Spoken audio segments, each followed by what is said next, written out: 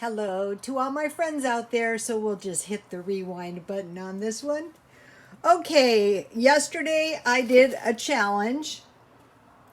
Meals you can eat 3 days in a row. And I came up with spaghetti, fried rice, soup, beans, and then I had chili.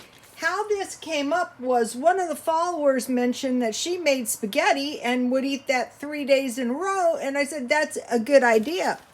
So then there might be more I haven't found. KY Rambling Granny's 3 meals were chicken and dumplings, which sounds really good, vegetable soup, and chili. Dia's Frugal Life came up with tacos. I could eat tacos 7 days in a row. Egg scramble with meat and cheese, that's a good one. And rice and beans mix. So,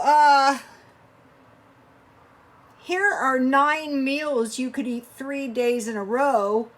So that would take you 27 days. Okay, you guys, God bless you all.